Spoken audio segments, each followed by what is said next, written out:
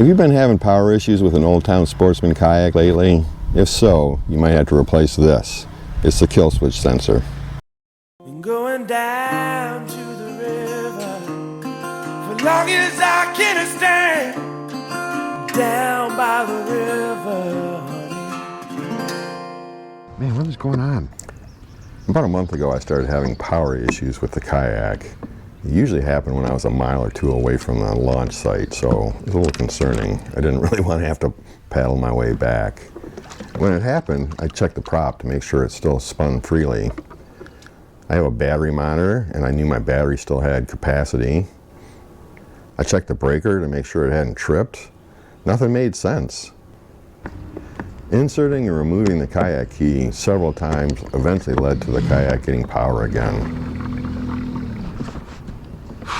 I don't know what the hell's going on with this kayak. After the third or fourth time this happened, I decided to investigate. I looked online and I saw that I wasn't the only person having this issue. In this video, I'll show you how to diagnose the kill switch sensor, how to replace it if you need to. It's a fairly easy job. Anybody should be able to do it. I'll provide you the part number, and I'll put a link in the description to where I ordered it from. As an added bonus, I'm also going to post links in the video description to PDF files that have the test instructions as well as the replacement instructions that I got from Old Town. To diagnose the kill switch sensor, I need to remove it from the system. And in order to do that, I need to get to the underside of this heat sink. There's 6 screws that need to be removed.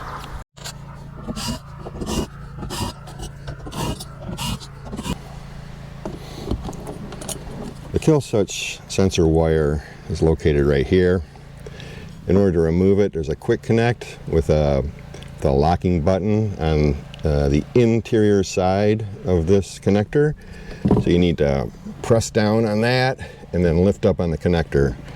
I'll show some close-up pics of both of those.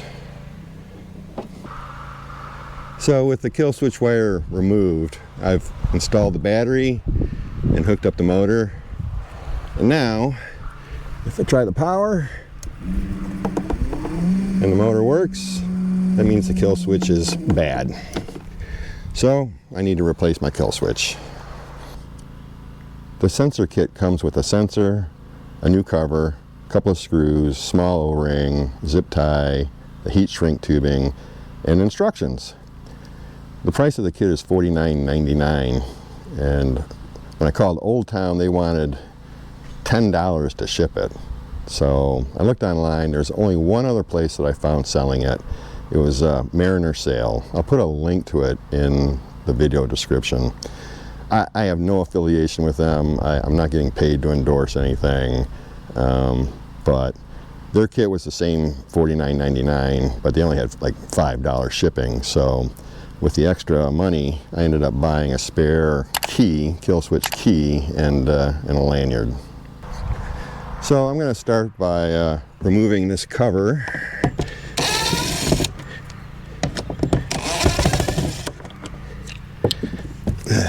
And there is the kill switch sensor. So next I'm going to need to cut this zip tie right here to free the wire from the bundle. And here is the kill switch wire. Before I pull this thing out, I'm going to tie a string to the end of it. The kill switch wire, I don't know if you can see it, but it feeds underneath the battery compartment. So in order to pull the new wire through, I'll just attach the string to it. So to pull this kill switch sensor out, there's a little O-ring, and they say you can use a putty knife to try to pop it up. Yay, it worked. All right. I'm going to feed this wire through.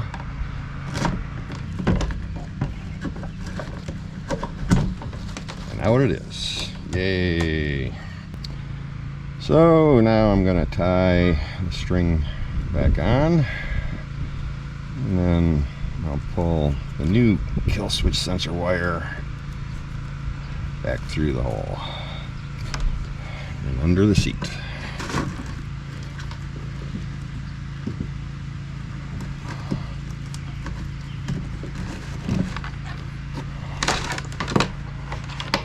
All right. right. Yay. So now they say to pop the O-ring on. The new O-ring. There we go. And then seat the new sensor. Oh, wow, that was easy. All right, before I go too much farther, I'm going to put the cover back on.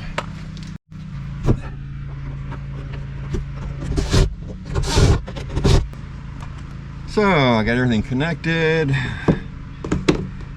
It's got power.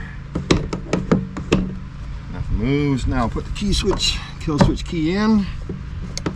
Yay! Problem fixed. All right. All right, I'm going to try to heat this heat shrink tubing up without burning my hands. All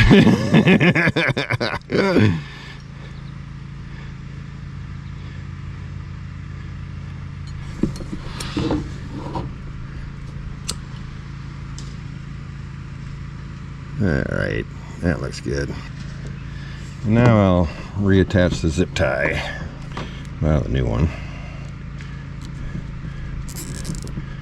All right, and then screw the heat sink back in. So they recommend hand starting all these, or getting all these screws started before torquing them down. So that's what I'll do.